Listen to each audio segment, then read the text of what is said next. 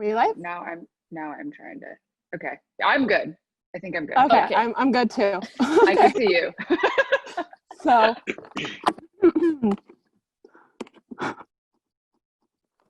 hi, Kristen. Welcome to Adopteen Virtual Camp. We just finished up a tasty workshop. So I think everyone is actually here now. But for those who might just be coming in, this is Kristen Kish, and we're doing a live conversational Q&A. Kristen is a Top Chef winner, season 10, and also the executive chef and owner of Arlo Grey, which is based in Austin, Texas. Yay! Before we kick things off, I wanted to let everyone know that we are doing a Q&A at the end. So if you have any thoughts throughout the conversation, feel free to use the Zoom chat box like we've been doing all camp. And also feel free to put your questions in there because leaders will be monitoring the chat and recording the questions so that we can answer as many at the end. Cool. It's sort of strange not having the people. Like talking to no one but everyone at the same time. Exactly. Anyways, but I'm super thrilled to be part of this, and it was something that this came to be through a DM on Instagram, like most things are. I feel like this generation and the faces that I saw are more like TikTok users. But by the way, if anyone can teach me how to use TikTok, I would be grateful, very, very grateful.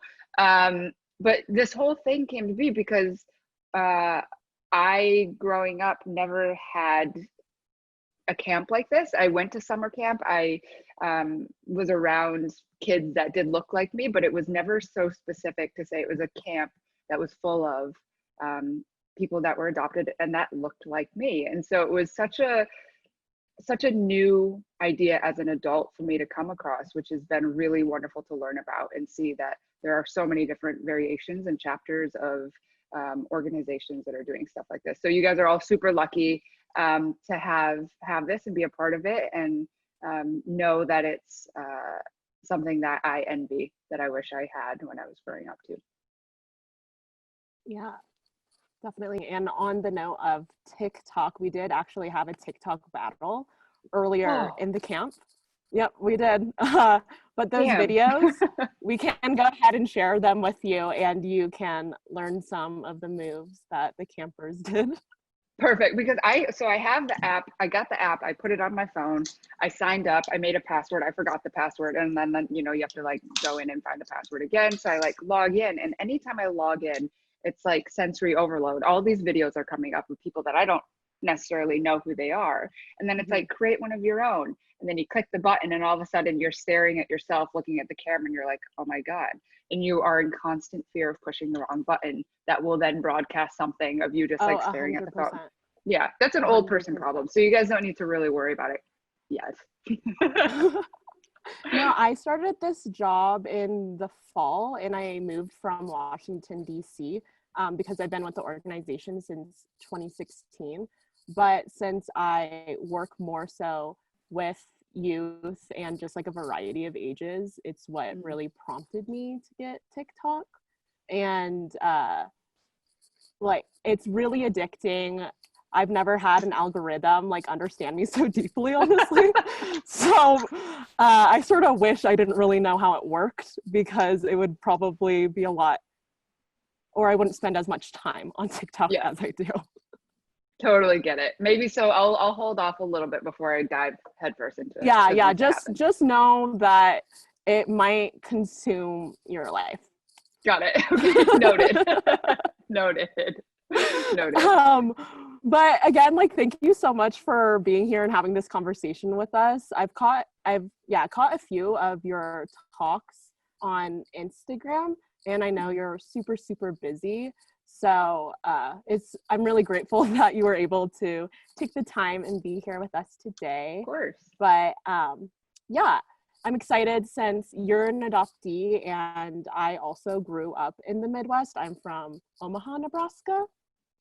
And I was just wondering, because we have attendees who are between the ages 13 to 17. The entire camp, it's ages 12 to 25. But adopting was really started because being a teen can be really hard and just, it's such like a strange time in your life. And being an adoptee is just almost an extra layer or like an unfair bonus. And for me personally, when I was between the ages of 13 and 17, I was just full of a lot of angst and just trying to navigate who I was and what I wanted. And I mean, I'm in my early 20s now, and I feel like I'm still trying to figure it out. So Yeah. I guess to start off, my question is, what was it like for you in your teen years as a transracial adoptee growing up in the Midwest? You know, it was interesting. I mean, certainly there are days, and I know everyone expects you to have like this overarching answer of saying, this is how I felt during this time, and like it was so cut and dry. It's actually not, and it's okay for it not to feel so I guess structured. Every day was different depending on mood and day and interactions. But overall, big picture, wonderful life. Grew up with an amazing family in Michigan. Had, I guess, a quintessential like suburbia lifestyle. That being said, I did struggle quite a lot with who I was and my identity and what it meant to be adopted and what it meant to look the way I do, but know nothing about my history and my culture, but know everything about what my white family's culture is. And so it's this thing that kind of really messes with your mind, but that's also okay, because during that time of 13 to 17, it's a time to experiment on who you are. And that doesn't mean that you have to find the answer. It's not saying the goal is to find the answer. The goal is to recognize and be so self-aware that you understand what's happening, and you just kind of allow yourself to go through it. So back then, I wish someone would have told me that I didn't have to have all the answers, that one day I could feel like it was now the time to go to Korea, and then the next day I don't really want to, and it's not the time for me. And that can change every day, and that is okay, and that is normal. But no one was telling me that. And so I put so much pressure on myself to figure out the answers, because as I got older, it was meaning like, okay, now where do you want to go to school? What do you want to do? Where do you want to be? And these questions that are so definitive, that should not be definitive, were being thrust at you at such an age where you don't know the answer. And so that's all okay. So to be confident, to be confidently confused, to be confidently aware, to be confidently not confident is all a part of the process. And going through it is the most important part, and recognizing that you're allowed to go through that. So it was good. It was great. I just wish I was given permission to feel a little bit confused, if that makes sense. Yeah, no, definitely. I think it took me until college to realize that it's okay not to have everything figured out, because there's just so much pressure going, I don't know, going to school, and at the end of the day, you just want to fit in too. Yeah. As a teen. And I know that because I was reading your cookbook. For people who don't know, Kristen also has a cookbook. It's called Kristen Kish Cooking. I made the title really simple, very simple. Thank so you. I could remember. Yes, yeah. But in your book, you mentioned that your parents would sometimes connect you with Korean foreign exchange students. Mm-hmm. And I was just wondering what that experience was like for you. You know, all my life, I knew that I was adopted. Adopted and being an adoptee was always part of my vocabulary. I never, as I got older, I fully understood what it meant as a whole. So it definitely takes on different meanings and different purposes as you gradually move into your life. But my mom is now retired, but she was a school teacher for 39 years. And so she had access to foreign exchange students as they were moving through her programs at school. And so she would introduce me to older versions of me, which was really amazing. They would bring me dolls, and they would talk to me about the food. They would try to teach me how to count in Korean. Did I understand at that age what it was fully doing for my development of understanding who I was as an adoptee? I don't think so. All I recognized, and I think the most important thing is that I was looking at someone that looked like me. That's it. Yeah. Because as an adoptee, and if I don't know, I feel like most of us feel this at some point, is I don't necessarily miss what my life was or what my life could have been, but I am envious of people that get to look at a family and say, oh, I got my mom's nose, or I have my dad's eyes, and this is what I'm going to look like when I get older. That's the only thing that I'm most curious about. And so being able to see people that look like me was an involuntary way for me to feel more comfortable with who I am. So it was important to me then. Now as an adult, as I have conversations with other people, now we can relate as we are both adoptees, and it's less about like needing to see the direct correlation. It's about more of these conversations that are happening, and things like this, which generate conversation, which are so important.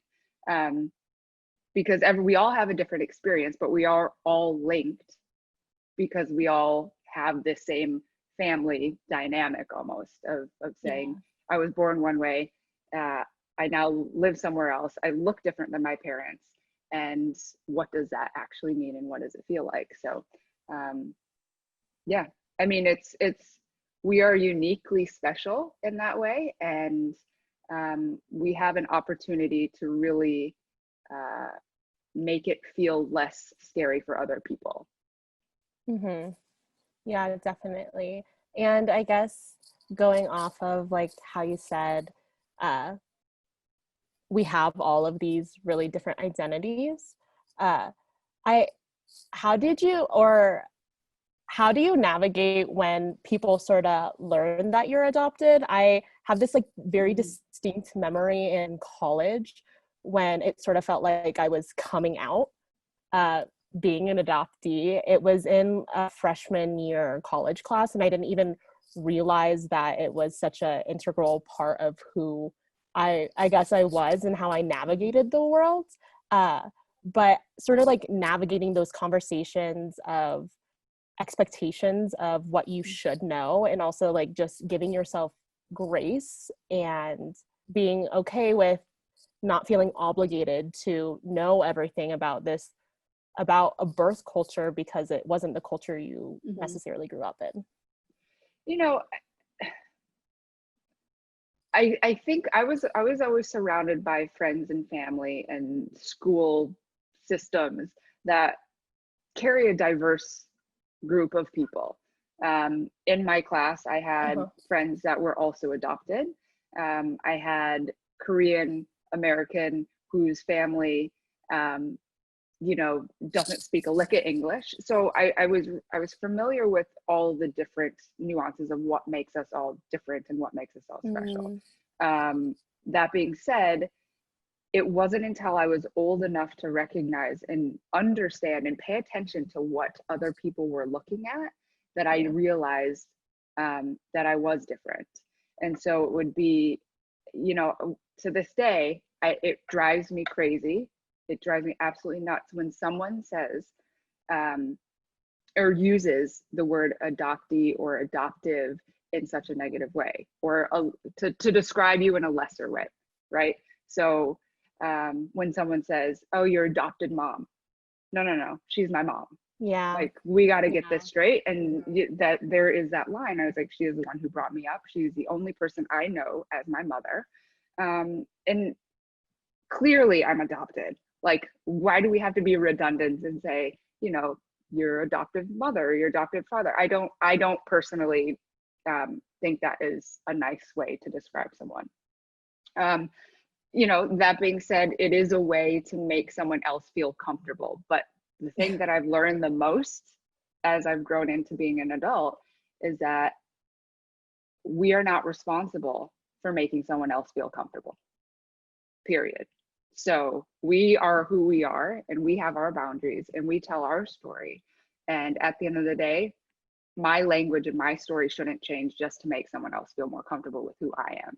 So that's it. You know, I mean, on top of being an adoptee, I'm a chef that was brought up in primarily male dominant kitchens, white male dominant kitchens.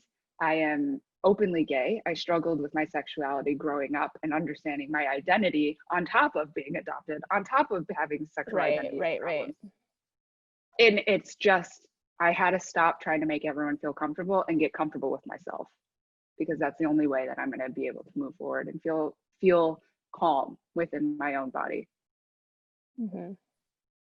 Yeah, I think just like navigating all of these marginalized identities is something that I continually sort of struggle with.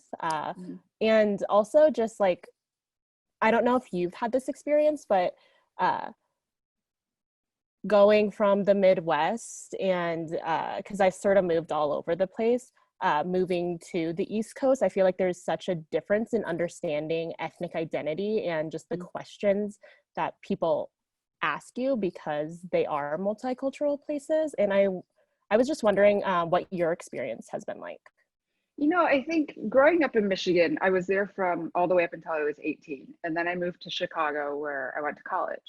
And once I got out of suburbia, in a place that also had places like Chinatown or Koreatown or just restaurants that weren't all Americanized versions of Asian cuisine. That's when I started to learn a lot more. And what is, I'm kind of like going all over the place from your question, but like where it's going, kind of where it all started to click and make sense for me was when I was in a restaurant in the East Coast in Boston, where I spent 10 years. The conversation became less about being adopted and more about people being surprised that you were adopted, because I now would go to, because now I don't have my family to like compare and contrast. Right. And I go to restaurants, and I love Korean restaurants. The second I walk in there, without fail, someone tries to speak Korean to me. And I go, oh my God, like, oh, the sun's coming in. It's okay. And I'm kind of taken aback. And at first I feel bad for not knowing. And then I'm also like, no, here's now my opportunity to be like, it's amazing. There's this one server in my favorite Korean barbecue restaurant in Boston. First time I went in, she started speaking Korean to me, older woman. And I was like, I don't know. And she then took the moment and she slowed it down, and she tried to explain to me everything in Korean on the menu, because there is a sense of, in a really kind way, a sense of ownership, right? When someone doesn't know what they think you're supposed to know, and then they want to teach you, right? And I've always had this soft spot for like older Korean women. And I've been more introduced to them moving outside of where I was. And so I've gotten to understand what it means for an Asian woman to be proud of me, which I don't, I don't know if you've had that experience, and that first time, like a Asian older person says they're proud of you, it's like, it kind of takes you aback, because we are built with something in us that recognizes, and we know that looks like perhaps the person that gave birth to us. You know? I just went on a rant because then I started talking about Korean barbecue, and then it just went into this story that I had to tell. So sorry. I'm also going to get out of the sun. Great. Oh, yep. I can see you better. Okay.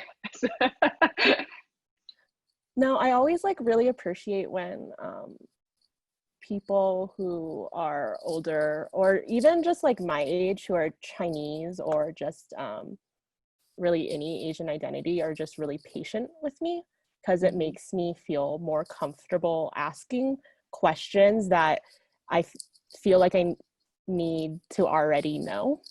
And I know for me, that desire really,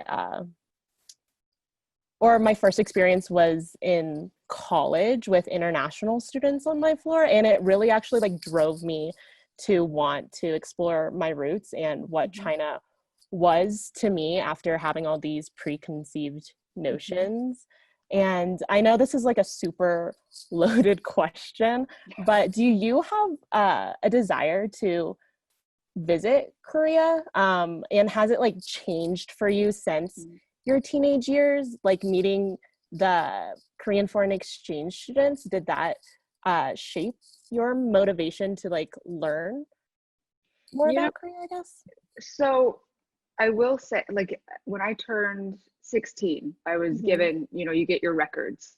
Yeah. So at after 16, I knew that I had access to these papers. Now 16 came and went for me. I didn't think about it. It wasn't at the top of my mind when 16 happened. Come around 17, 18, that's when I started being like, okay, maybe I need to like gather more information. And again, before this, I would always say super casually, yeah, I'd go back to Korea. It'd be really cool to meet my biological mom. Okay. But just because you have that feeling at 13 doesn't mean it's not allowed to change. And it's allowed to change up until the day that you are going to make a choice to either want to do it or not to do it. It doesn't matter. You can take that opportunity whenever you want. So 13, 14, I was like, yes, I'm ready to do it. Let's do it. Let's go. 16, not so much. I was preoccupied with being a teenager and my friends in summer and all that stuff. And then go into like 18, and I really started to give it some more thought.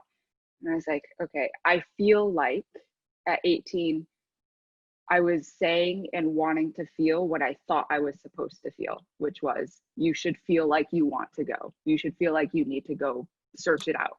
Yeah.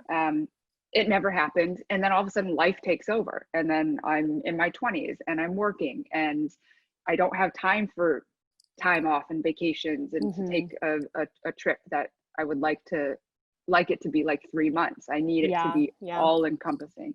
And I don't know, I knew that the organizations were available that took, that you got to go with other groups of adoptees to go back. That wasn't for me personally. I think I have a lot of friends that went through that and they had an experience that they were super happy with, but it's all up to how you feel. And then I go on Top Chef, and then on TV, that's when it became known that I was adopted. Yeah. Because obviously I said it and not thinking about it, because we say it and we already assume that it's so normal. Right. But then all of a sudden someone sees it and they're like, oh my God. And now even sometimes anytime I see someone else and they tell me they're adopted, I'm like, oh my God, you too? And so now I'm understanding what it felt like for people to see and hear me say that I was adopted. And so I was ready to go. I think I was 26 or 20, I don't know, mid 20s at the time of Top Chef when it happened. And I was like, I'm ready to go. And then I didn't go. I don't know why. I don't have a real answer. And I had to stop trying to prove to myself that I could find an answer. So I know when it'll be right. I have a desire. Is it strong enough for me to say, now I'm going to book my ticket and I'm going to do it? I don't know. I also feel like there's some fear there. Yeah. And I am a little scared because I want to know everything, but I also am scared to know everything. So I think you have to be emotionally prepped for it. And that's going to be different from 13 years old to 25 years old. You're going to require something different. So whenever you choose to go, you do it however you need to do it. And if you never go, that's also okay. Yeah. There's no right or wrong way to do it. Yeah, I remember because I've gone back to China a few times, but obviously China's so large and I'm from the south of China, but I've really only stayed in the north. So I don't really understand what the South would be like. And there is this expectation and desire of wanting to go, but this immense fear. And I guess for you, what would you want like your first visit to look like? So for me, and I've thought about this a lot, you know, I have a lot of friends. Obviously, my world revolves around food, eating food, cooking food, learning about food. And so there will be an aspect of learning the culture through the food and the people that cook it. But most importantly for me is that in order to sit in a space as an adult and feel grateful for my family and feel grateful for my upbringing and the opportunities I was given, I need to understand what it would have been. So for me, and I don't know if you all know, but for me, I heard, or what it was told to me was that the reason I was given up for adoption is because my birth mother couldn't afford to give me a life that would be worthy of having. So she couldn't afford to feed me. So that was the first thing that I remember being told as a kid. My birth mom did not have money to feed me. So an essential and a necessity that you have to have. So to me, in my brain, that automatically says, well, she was, you know, not financially stable. She probably didn't have a life that was comfortable or consistent. So for me, it's about going back and digging deep into going to the orphanages that I spent time, giving back to those kids in the cribs that I was also part in, and giving back and holding them, because at the end of the day, that's the one thing I had for the first 4 months of my life that resembled normal, was these orphanages and like the caretakers holding the babies. So I want to now give back in that sense. I need to go and not just go to like the fancy, you know, like the tourism, like soul. I want to dig deep, and I want to live the life that potentially would have been my life to live, and figure out how I'm also able to give back in that sense. And then I want to eat all the food. Of course, we can never forget about food. We can never forget about food.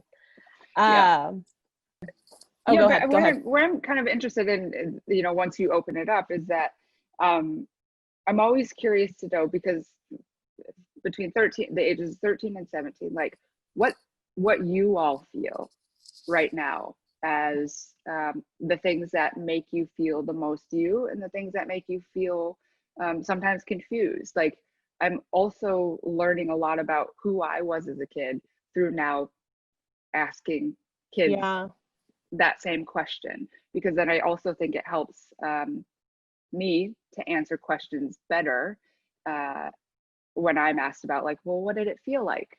Well, I remember what it felt like, but do I fully remember what it felt like? And I think we all are in a position to educate one another, and regardless of age or wherever you are, or whoever you are, everyone's voice is valuable and worthy of listening to. And I think that that's something that I'm more passionate about these days, that I've really kind of recognized a lot of, and what it feels like. Because at the end of the day, there's some kids that are like, great, fine, no problems, I'm great, my life is like, I have no struggles, I'm cool, I'm perfect in all the different ways. That's awesome. You know, so I don't ever want to be like, well, you know, I had all these struggles, and then always come from that angle, because I did, but not everyone does. So I think it's important to also, you know, understand the other side as well. So I'd be interested in hearing that from people. Yeah, we can definitely open it up to let's see, because I know the chat's currently at 88 comments. Oh, so, okay, so maybe we should so people have, let's open it up. Okay. We do I want to see people's faces. This is so weird staring at names. Yeah, everyone feel free to turn your videos back on. Thank you, Kristen, for doing this initial. There you are. Yes. Hi, everyone. So I don't know how you want to start the questions, or I see, I can pull it up too. They had also a Google form where they were submitting questions prior, and I know that a few people. I'm just going to go down the list because leaders have been moderating it too. So Okay, Jordan, do you want to jump on screen and ask your question? Sure. Hi, Kristen. Thanks for being Hi. here. Hi. I wanted to ask, can you talk about and give a little bit of advice on how you were able to separate yourself from external voices and find what felt really authentic to you? You know, that's a big question, and that's something that takes time, and it takes maneuvering in a way that allows yourself permission to not have the answer all the time. And it's about understanding that one day you're going to feel like you have the answer, and that's the right answer for you today, but then tomorrow is going to be different, the next day is going to be different. And just in general, and just in life, when all these things and all these feelings start to happen, you're trying to figure out who you are, where you belong, and what it feels like, is that you're all supposed to go through all of it. If there's a consistent feeling all the way through, then there's some other feeling being ignored and being pressed down. Personally, in my opinion, I think it's important to acknowledge all the different confusions that kind of pop up. I think it's important to acknowledge when you are uncertain, and then you just kind of let it go. The subconscious thoughts and the minds that we tell ourselves, and the voices that we tell ourselves that we're not good enough, or we don't know enough, or we don't belong in X, Y, and Z. Those are questions that we need to examine, but we don't need to like lean into them too much, right? We let them come and then we let them go. And that is the story of life. And that's how you figure it all out, really, is just being a little bit more gentle with ourselves. Because I wasn't gentle with myself. And so therefore, because I wasn't, I put my energy and my anxieties and my depression things into unhealthy boxes. And I lived that way because I was just trying to ignore. So the goal is not to ignore. The goal is to just sit with it and feel a little uncomfortable. And that's okay, because no one's alone if you feel uncomfortable or you feel like you don't have the answer. We all feel that way. Awesome. Jordan, did you have any other questions? Oh, that was it. Thank you so much. Okay. And then I know Jamie also had a question. Yeah. So hello, thank you for taking the time. So my question is, what is it like to be a Korean adoptee that is so much in the spotlight? Is it something that you like advertise or wear on your sleeve, or is it something that you hold off on talking about until you're asked? You know, I used to hold off until I was asked, right? I was always cautious and wary of what labels are, right? We all have a label. We all have many labels that define who we are. Now, what I've learned recently is I have a lot of them, and I should be talking about them because it brings community and it brings people together, and it brings something for us to all relate on. The issue with labels became how humans use them against each other. So in a negative way. It is not a bad way. I am proud to say I'm a Korean adoptee. I am part of the LGBTQ community. I am a female. I am a chef. X, Y, and Z. They're all really important pieces. And I think it's important that we do talk about it because it normalizes it in a sense. Because if we never really talked about it, it would feel like we were doing something wrong or we weren't worthy of being talked about. So I talk about it 100%. It's something I live often. I talk about my family publicly. I share stories about them. I want to include them in my narrative because that is my story. And being a Korean adoptee, which is interesting because I'm sure, whether you were adopted from Korea or China or Taiwan or wherever you were, there was a section of time where a lot of kids were adopted during that time. And so that kind of messed with my head a little bit when I learned about what it was for during the mid 70s to the mid 80s in the influx of Korean adoptees and what was going on. And then you read all the stories and all the conspiracies and all this stuff. But at the end of the day, we are being placed with a family that wants us, that chose us, that wanted us. To feel wanted in that way is a really, really, really, really special thing that I think magnifies and grows itself, especially as we get older, when we see our parents get older. And you're like, wow, you chose me. And that's a pretty cool, that is a cool feeling, to feel like you were wanted that badly. Thank you. I just also wanted to quickly say, I know a lot of people have been saying this as well, but you're super well spoken. So I like everything that you say. Super great job. I try to make it make sense in my head, and then I just pray that it all kind of comes out. But I try, at the end of the day, sometimes when you want to say something, you have something to say, we don't always have the right way to say it, but I think that hinders a lot of people from not saying anything at all. So I think at the end of the day, if you just start rambling and you just start getting it out, it's like journaling, and why it's so successful and really good, because you just blabber. But within all that noise and all those words, there are pieces of information that are worth listening to. So however you got to do it, I say just get it out. My dad calls that word vomiting. Yes, exact word vomit. There is brain vomit, there is word vomit, and it's important. It's a creative way to express yourself.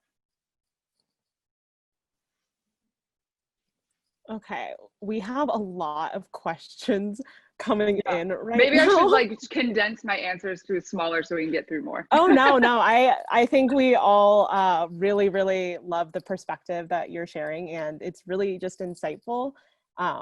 So I guess I have a question, and if anyone feel free to, whether you want to answer it or not, up to you.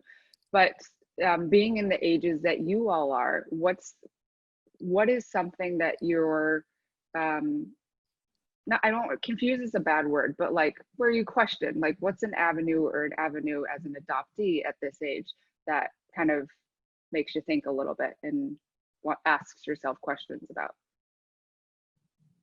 Oh, personally, I'm 16, so it's been sort of like, it's an awkward time already. And then with my adoption, I was left at a market, so I don't know anything about my parents when I was born, like who anybody I know is like related to me blood-wise. So it's just been really weird knowing all my other friends being like, oh, I was born at this specific time on like, this hospital, and I just have nothing to, like, I know nothing about it. So that's been sort of confusing lately, especially now that I'm getting older. Totally. And what's something, I'm kind of also in the same boat. So essentially a quick history of, this is what the paper says. Now, I don't know if any of it's true, whatever, but this is what the paper says. The paper says is that a woman who is 5'5", I'm 5'9", so that's already confusing. A woman that was 5'5" in a blue sweatsuit, permed hair, came into the clinic. She was pushed into room number 2. She then gave birth to me. She left. They waited 4 days. She didn't come back. I was handed over to the state. And that's all I know too. But one thing that I used to think about it often, and I used to really crave wanting to know the answer. But at a certain point, it's important to switch the narrative and tell yourself a different story and say, okay, well, I don't know the answers. I will never know the answers. But what I have the power to do is make up my own story. And so that's also kind of cool, because I make up my own story all the time. And that's a powerful thing to kind of own back and take back and say, no, now I have the power, instead of giving an unknown the power. So I feel where you're coming from. I was in the same boat. Sometimes my birth mother is royalty and she's living in some mansion in Korea. And then sometimes she's literally, trying to make it and struggling a little bit. But I think each one of the stories is important to gain perspective. But you are exactly where you're supposed to be with the people that you are supposed to be with. Thank you so much. Yeah. Oh. Sorry, I chimed in really last minute. That's cool. I was just gonna say, I think I'm 21, and I think like one of the harder, I guess, aspects is like as we go on. Sorry, there's a dog on me. As we go on through like like through my college life, it's just like, it begins to get more, not confusing, but it's like different explaining to like your friends and like even like dating, just like explaining your story.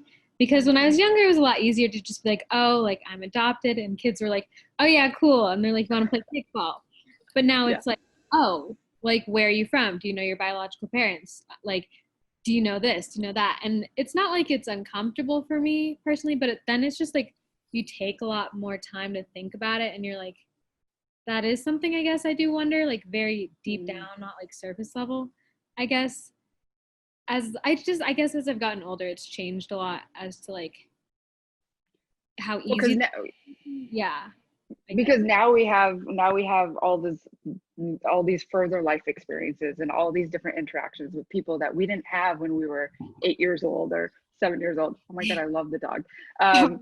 You know, I think, you know, it's interesting, and some days you want to answer the questions and you want to entertain them, and some days you don't.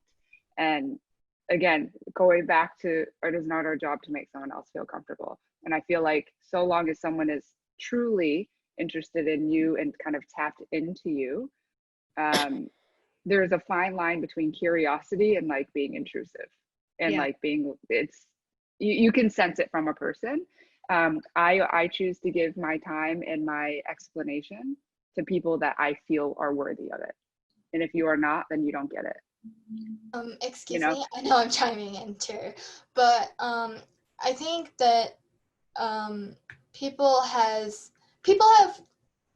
as people grow and as people's brains develop and change, a lot of people are more likely to be like, oh, you're adopted?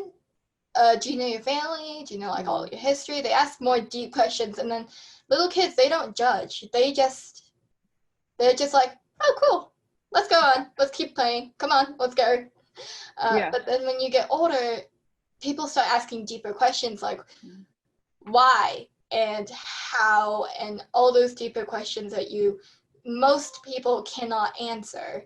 But when you answer, for me personally, I can tell that sometimes people are a little disappointed in my answer. Like if I tell them that I don't know why, then they kind of, some of them look at me like, but shouldn't you know? I mean, this was your life. This is your life. But other times it's just like some of my friends that are closer to me, they're just like, oh, okay, I get it. And if I start talking about it, they're just like, okay, she wants to talk about it. And what Rachel just said, children don't have filters. So it's easier for the children to be like, okay, she's adopted, let's go play a sandcastle or play a game. But also with adults, adults kind of sometimes look at you like, you're adopted? And they kind of give you this kind of like questioning look, like, why? And then sometimes I notice some people, I've only noticed like 3 people so far, but some people, when I sit with my family, a family of white people obviously, and then my sisters and I are the Asian ones, some people just give us, I've noticed a couple of people just looking like, huh? But you know what's interesting, it's also something to remember, and maybe I'm overly optimistic, is that I believe truly the people that we come in contact with in a majority basis sense, the ones that kind of look, or the ones that ask the questions, are truly curious, right? Because people are curious by things that are unfamiliar, and we are unfamiliar in a lot of senses. It doesn't look like the norm. And so it's not a negative narrative that they're coming from. It's a pure curiosity.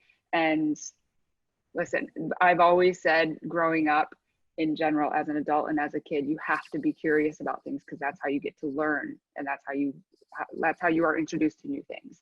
And so again, it is not your position or any of our positions to say, let me educate you on what this is. But I'm like, listen, if you're looking, you're clearly interested, and cool, like we're here, you know, so long as there's no negativity being given back and forth, what are you going to do, you know? But it does make you feel out of place sometimes, which I understand. And that's normal, and it happens to all of us.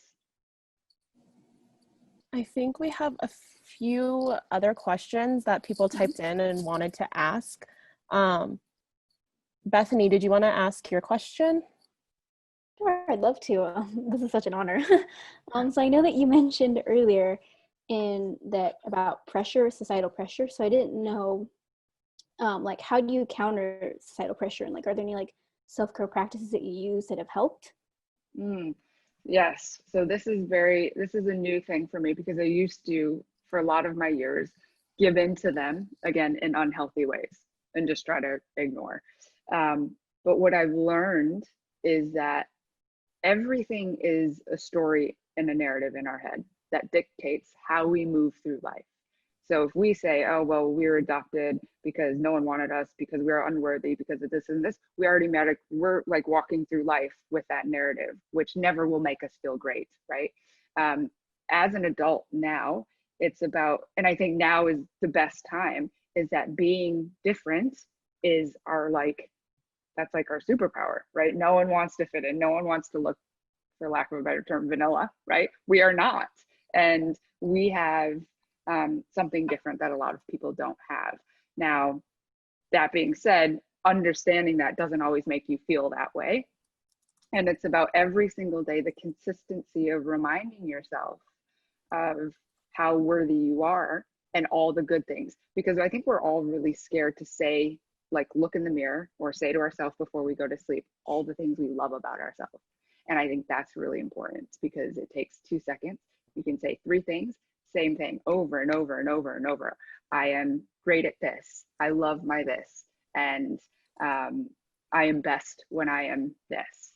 And every single day, because then what ends up happening is, whether you believe it or not, in the first little bit of time, eventually you will start to believe it. And then you will carry yourself different moving through, as opposed to carrying a negative story about yourself. So the little reminders and little mantras, and, you know, there's something to be said about self-affirmation that we all need to do. I'm in the same boat. I work on it every day as well, because I have a problem with self-worth. And that stems from a place deep within me. I'm never going to solve it, but every day I will remind myself a little bit more that I actually am worthy of having the family I have, and having the upbringing that I have, and feeling worthy that I was deserving of it. So it's about pick 3 little things. And if you do it before you go to bed, you go to bed already subconsciously thinking it, so you will wake up, and then you remind yourself again when you wake up. But it's a constant self-education and reevaluation of who you are. Thank you. Yeah. So what's one thing, tell me 3 things that you love about yourself.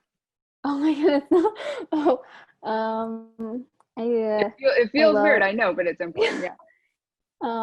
Well, I love that I can go to school and learn. No, about you. About you. me. So you are gosh. smart, right? I love that I'm smart, right? Okay, I love that I'm smart. I love that I'm caring, and I love that I'm creative. Beautiful, brilliant. Love that. So it's those things. You just keep saying it over and over and over whenever you whenever you remember, you know. So it's not a chore, it's a gift.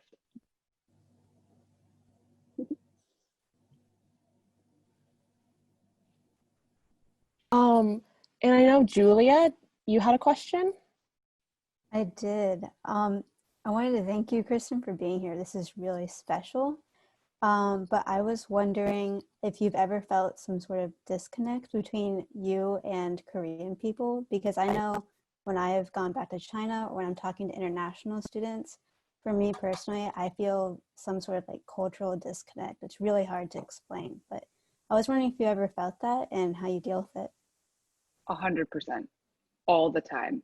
I feel I don't, okay, so my early 20s, up until my early 20s, whenever I was around a large group of Asian people, you know, that like travel all together, you know, I would get uncomfortable. And it's because I know I look like that, but I'm not used to seeing people that look like that in large groups. Like, it's kind of mind blowing, and I don't know why I got uncomfortable, but I did. And growing now, kind of as an adult, wanting to understand more of it, is that when I'm placed in that position and I do feel uncomfortable, I kind of just like, I like immediately let myself sink into what it is, and I like give it a little bit more thought. But there is a huge disconnect, and that's why I feel uncomfortable. And and we are who we are. You know, you are Chinese, and you will always be Chinese. It is built in you. You carry that culture regardless of anything else. That's it. That's all that it takes to say I am Chinese and I am connected to my culture. That's it. You don't have to have been brought up there. You don't have to have had parents that are from there. You don't need to know the language or know the food or anything like that. It is already in you. And I think once we accept that as being enough, I think then we'll start to lessen the gap of disconnect. But I think the disconnect will always be there because it's like a human nature thing. Like, it's going to be there. And again, it's not about solving everything and making it all go away. It's about just kind of getting it a little bit closer to where we understand it a little bit more each day. But I feel completely disconnected from it, 1,000%, 1,000,000%. Yeah, I get nervous. I just posted something on Instagram not long ago. I have a Korean friend who sent me Korean food, like meal kits from her restaurant. And I went to go to cook it, and I get nervous. Like, I really get nervous because I'm like, this isn't my story. This isn't my food. And I've always been terrified of cooking Korean food because I don't want to mess it up or feel like I'm appropriating Korean food in some way. But I'm allowed to, because look at me. So I am allowed to. Thank you so much. We do have one question, and not entirely sure if she wants to ask it, but I feel like it's a very timely question just due to everything going on in the world regarding COVID-19 and its attachment to a certain race. But do you have any advice when it comes to being confronted with racism? That is big, because I think as Asian culture, from what I'm learning from other people and people that were brought up with Asian families and, you know, whatever, but Asian culture in general, like we are this race that kind of floats right in the middle, right? Where we're kind of just like moving along, and you don't want to rock the boat, and you don't want to say too much, but you also don't want to say too little. And you're also, maybe it's also generational as well, right? But because now we are faced with something that is directly correlated to how we look. And in my lifetime, I haven't had that. Like, there hasn't been this direct correlation for someone to come attacking me because of the way I look, so recognized globally, right? And so at the end of the day, like for me, and I've always battled with always wanting to say too much and fight it, and then also not being like, okay, listen, let's just walk away and be the bigger person. At the end of the day, it's about anytime it does get you are confronted with it, is recognizing like the context, right? I'm not gonna, you know, argue until I'm blue in the face and put myself in danger with some asshole that doesn't deserve my time. But if you have, there are small things that we can say to make ourselves feel better when we walk away if we're confronted with that. So whatever you have to do in that moment, whether it's just scream or give them the middle finger or walk away or whatever it might be, there is no wrong way to do it. You don't have to be the one to, you know, stand up and pound your chest, but it's important to acknowledge how it's making you feel and then let it out just a little bit, right? So it's going to be different in every context, if that makes sense. So I saw the horrendous video of this family celebrating a birthday in California recently, and a guy started saying racial slurs towards an Asian family. And at the end of the day, luckily, you know, and I think this is where I'm optimistic, there are good people, that when you have good people surrounded by you, especially now, everyone else sticks up for you too and surrounds you, so it feels more powerful. So I mean, I don't know if anyone has experienced it thus far or have felt it, but whatever you have to do in that instant to preserve your worth and preserve how you feel is what you have to do. And there's no right or wrong decision. I guess following up on that, like real fast, do you have people in your life that you, when it comes to being confronted with racism, that you sort of like just go to maybe like talk it out, or just like self-care practices? Because I know like living in transracial families, it's very strange because you experience it and you might be the only one experiencing it in your family, and it can be like very isolating. You know, I think I've always just been the person too, to like, when something like that happens to me, I just kind of, it does bother me and I sit with it, but I let it go, because that shouldn't have the power over how I feel, right? It sucks, it hurts, it's the same way that like when someone attacks, like because I'm in the restaurant business and someone's like, I don't like your food, it stings, it hurts, like it hurts every single inch of your body when someone doesn't understand or says something that is not okay. But I typically just let it go. I'll tell someone, but at the end of the day, like, I'm not one that needs to talk it through for hours on end. If you are that person, then yes, you have to find a confidant to have those conversations with. But I remember the very first time I was called out for being Asian in a bad way, was a woman who was a vegan, and I'm doing a live demo on how to take apart a lobster.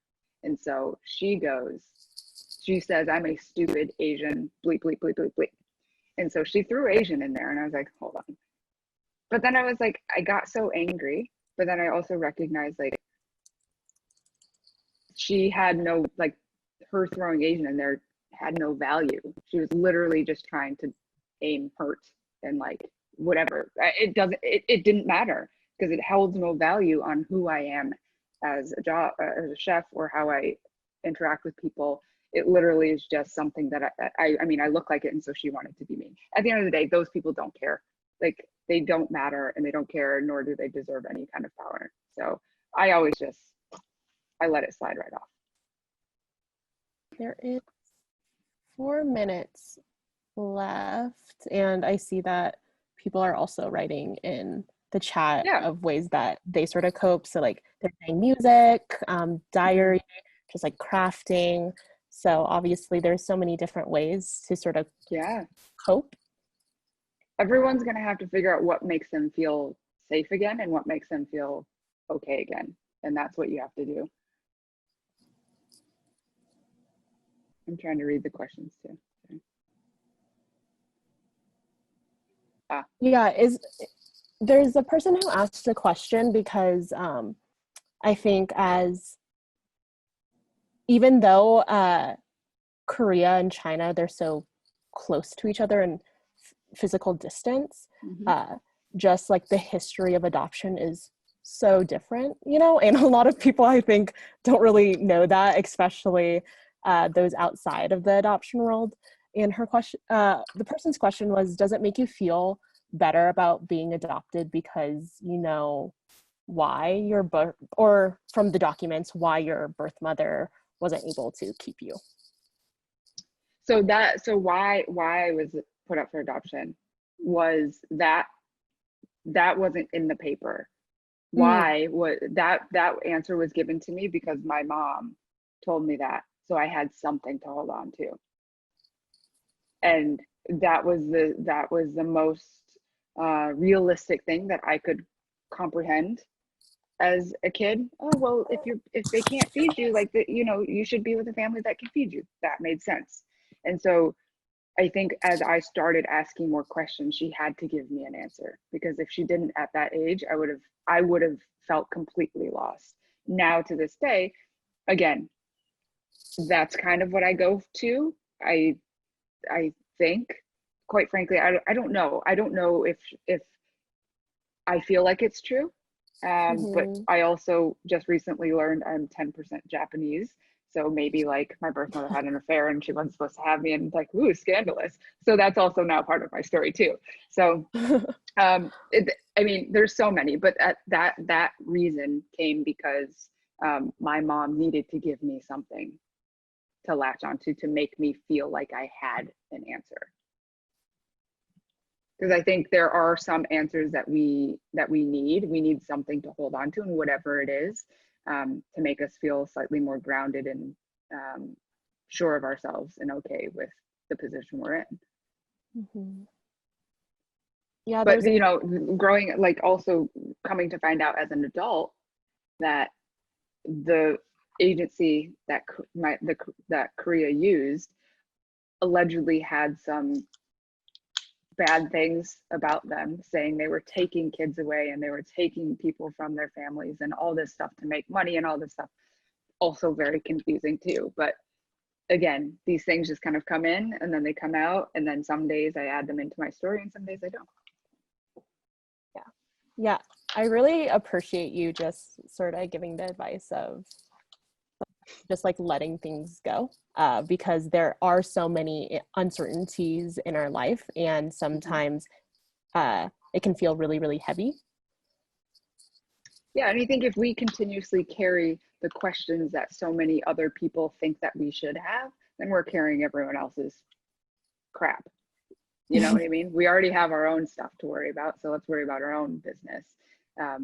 And the things that you can let go, you let go, and the things that you want to revisit, you can revisit whenever you want to revisit them. So that is the story of life. It's not all just smooth sailing and a straight line. Definitely.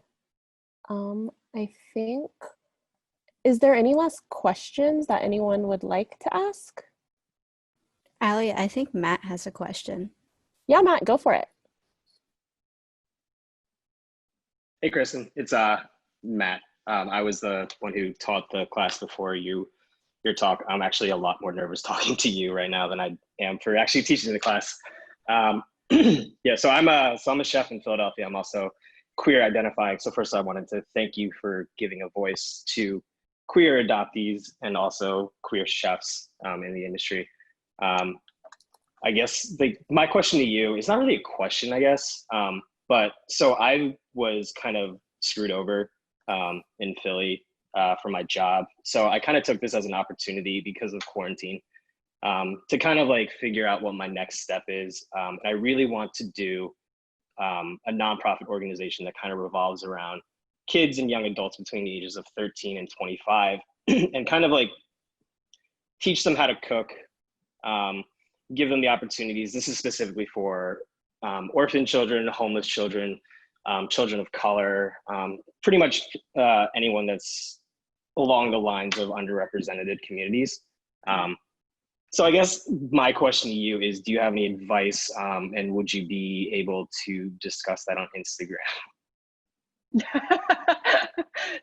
So I've never, I've oftentimes thought about how to start something, right? And a lot of times my answer is always like, well, I started something. I started a restaurant. I started this family, and I wrapped my arms around this family and these people. But I've never done something like that. I find it commendable, and I would approach it the same way I probably would approach any kind of business plan, to be honest with you, even if it's non-for-profit, whatever. At the end of the day, I think any time that, because we're in the time that we're in, all you have to do is literally put out that calling card of saying, this is what I want to do, and you're going to get all these things and all these people that are going to want to be a part of it. And in order to create something, all you need is community, and there already is a community built in. So, you know, I feel like probably the people at Adopteen are more versed on answering how to start that. But I think we need more things like that. We need more avenues for people to gather and for people to get together. So yeah, I like say my go initial for thought, it. Yeah. yeah, like my initial thought was to start off in Philly and then branch out to New York and DC and then kind of like expand nationwide. And I do have an investor already saying that he promises to back me up, and then a network that's going to help me kind of like get it from the ground up. So I do have that, and I guess it's like more coming into fruition. It was like it used to be an idea up until the time I was let go from my job, which was 2 days ago actually. And so like now it's kind of just like I've had like 8 different phone calls with like different people just being like, yeah, let's start this up. Like, don't even look for another job. Like, let's get this going. But it's just, I don't know. It's I guess it's nerve wracking in the sense. But you also need to, like, I think it's important to have a bunch of people around you that believe in the same thing, but it's also your idea, and it's your idea that you have to, in your mission statement, that you place on paper, and then you tell people this is how we're going to do it. Because once there's too many cooks in the kitchen, you know how that ends up, right? Exactly. You got too many people in your stuff, and all of a sudden this lovely, amazing core of an idea that you had now starts to just, you're like at the whim. Whoever is your investor needs to understand, I think, and but people with money feel like they always have power, needs to understand what it actually means to invest in something like this and invest into you. So hopefully that you have that conversation to kind of set the boundary. Yeah. Okay. Thank you so much for that advice, Kristen. One last question.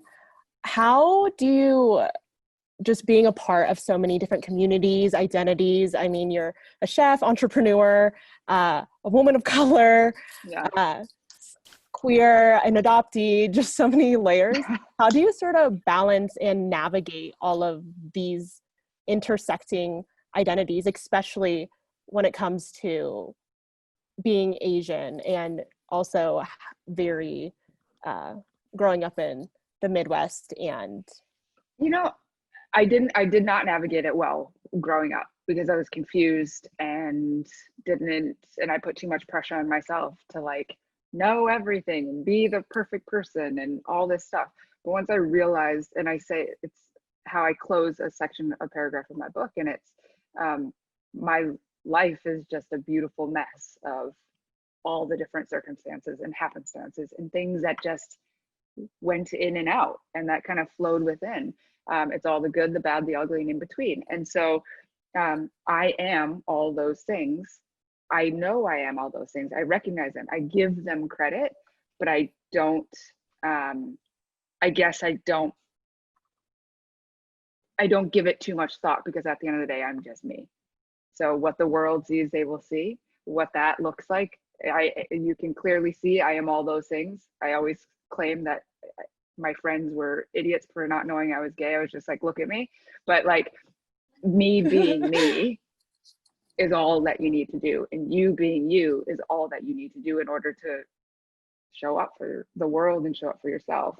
And you will naturally kind of find those paths of finding your people and finding your communities, and then deciding how you want to disperse into them. Because one of the greatest things, and I will always say it, how I realized I was part of all these communities is the second I said all of it out loud and the communities came to me. And it was like this welcome home kind of thing. And so I think it's important to continue being the community that welcomes, and then also living kind of your loud life, exactly who you are, and say who you are and believe what you are and walk the life that it is that you want. And everything else will kind of come to you. Like attracts like, period. So lead with kindness and heart and intent and confidence and insecurity and confusion and all the things that make you you. you're going to attract the same like-minded people that will make you feel like you have community in all different avenues. That's the beauty of it. Amazing. Well, thank you so much. I think that's a perfect note to end on. And thank you just so much for being here again today. It's been such an honor. Can we all give a round of applause for Kristen? Oh, you guys are awesome. Thank you. Thank you. Thank you so much. You are so welcome. Hopefully I'll somehow hear from you in other different contexts. So if you're all, I mean, I'm not on TikTok, but I am still old enough where I understand kind of, I'm not in Facebook old land, I'm in Instagram old land. So I know all the kids now these days have like 0 pictures and like all that, doing that thing. But anyways, if you send me a DM, I read all of them. Just say that, you know, we met, and yeah. So I would love to hear from everyone. Everyone, if we can take a group picture, I would love to take a group picture for the gram. Yeah, let's do it. Wait, I need to put my helmet on. Okay, yeah. Yeah, everyone turn your cameras wait, on. I have a helmet. And I'm gonna Like- flip the pages because there's multiple. So Okay, hold have on. patience. Oh, so many photos. Okay, ready? All right, this is the first page. 1, 2, 3. Okay, and second page. Hold on, so much coordination. 1, 2, 3. Oh wait, my page isn't moving. Shoot. Oh, you're Okay. Oh, Got it. another one. Everyone, pose for Oh Kristen. my gosh. Second page. 1, 2, 3. Thank you. Okay, now I'm on page 3. And Oh, page one more- 3, one page more? 3. Okay, Keep okay. going. Okay, everyone keep- smile. We just Smile. don't know which people. 1, 2, 3. Awesome. Oh my God. Fantastic. Thanks so much. That was Oh awesome. my gosh. I mean, is everyone okay if we post this on? I don't know, like if everyone consents to that. Yeah. Yeah, fine. so Tag me so I get famous. I'm just Oh my gosh. Oh my gosh. Yeah, Tag me. all yes. Well, no, when I post it, mention yourself so that I actually know, because otherwise. Yeah. Wait, can you put your Tag all Instagram in the we chat? can. Oh. What's up? Can you put your Instagram in the chat? Yeah. Thank you. Or my latest picture and video is with my mom for a national campaign, which Asics shoes chose a family that looked like us. So that's pretty cool. Is your Awesome. did your mom fly to New York for? So this was pre-COVID, or right as we were going into COVID. Oh, okay. So it was the beginning of March, mid-March was when lockdown happened. So like it was still in the time of New York where you didn't want to touch anything, but like everyone was, nothing really changed. You know what I mean? In New Everyone York, was you still also touching. don't want to touch it anyway. So like, This is whatever. true. Yeah. But no, it was right before then. So my parents are in Florida. We FaceTime with them every day, which is awesome. But yeah, that was a really cool experience to have. So I think it's important, again, to push out there that it's a normal looking family, just like everyone else. This was awesome. I'm so glad this happened. Yeah, thank you so Thank much you for inviting again. me. Thank you so Thank much. you. Real Thank fast, you. we are sending all of our volunteers a little care package with our t-shirt and like Oh, the right fun on. stuff that we sent all the campers. So we'll definitely be following up so that we can hopefully ship stuff to you as a thank you. Awesome.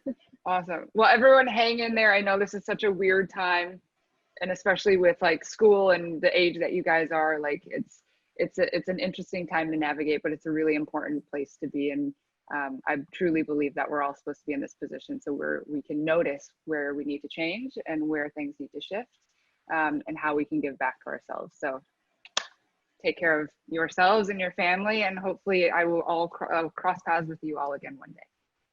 Awesome. Thanks, Kristen. Cool. Thank you, Thank Kristen. you. Bye. Bye. And See ya. healthy. Yes. Okay, I don't know how to Bye. leave chat, so Oh, I'm just gonna okay. keep staring. We'll close it in a little. We'll close it in out. a We'll moment. close We're it just out. like wrapping up camp for the day. Oh, I'll stay. Okay, great. I'll stay. Okay, so I guess this brings an end to day 1 of virtual camp. Thank you again for joining us. It was a jam-packed day. I want to remind everyone, even though the Zoom meeting is technically ending, Discord is up and running, and I've seen it active all day, and our leaders will be on it along with Claire, I, and Amy, and we're more than willing to chat some more. We covered a lot today, and I hope you were all able to make a lot of meaningful connections, and we will continue to build upon those tomorrow too. But we have another jam-packed day tomorrow, so be sure to rest up. Some fun activities we do have planned is an art workshop led by Leah Garlick and a keynote by Sam Feuderman, who has a documentary, Twinsters, that was released in 2015. So if you have questions for Sam, please submit questions tonight or throughout the day tomorrow as her keynote will be live. It's going to be very similar to this, but yeah, talk soon, everyone. Okay, have a good night, everyone. Bye, everyone. Bye, guys. Bye. Rock. You guys